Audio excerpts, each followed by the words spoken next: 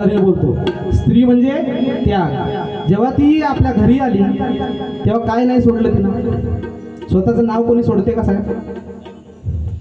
किरण भाऊ सोडते का नाव? ह्या संत लोकांनी जे भजन लिहिलेल्या प्रत्येक कडव्यामध्ये शेवटी आपलं नाव लिहून ठेवलं बरं. कोणताही संत पहा, म्हणजे स्त्री ही संताच्याही पुढे जाऊ नये.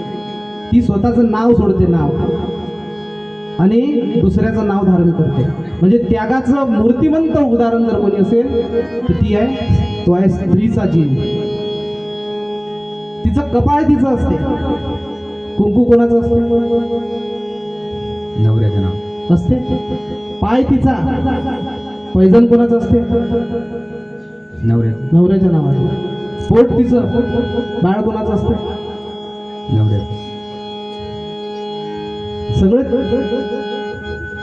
अरे त्यागाचं मूर्तिमंत उदाहरण माझ्या माय मावल्याशिवाय दुसऱ्या या जगात कोणतंच नाही.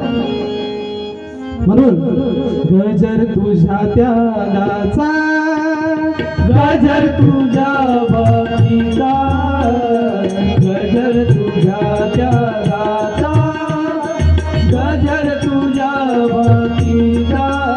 नमो त्याग रूपाला, नमो भक्ती रूपाला, माते चरणी तुझ्या मी गातोही प्रार्थना.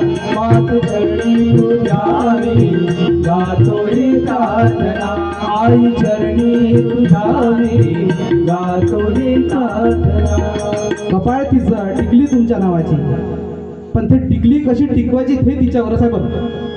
एकदा एक ऑफिस होतं आणि त्या ऑफिसमध्ये एक मोठी टिकली लावून एक मॅडम जायच्या.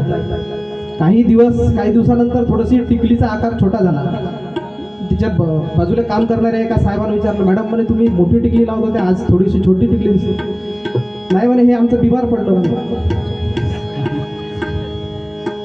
मग अजून काही दिवस, 15-20 दिवस झाले आणि मग अजून बिलकुल छोटीशी लहान पोरं जेवढी टिकली लावतात ती टिकली लावून आली.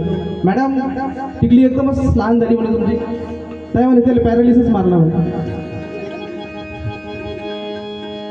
आणि काही दिवसानंतर गोपाल भाऊ, मॅडम पुन्हा मोठी टिकली लावून आल्या.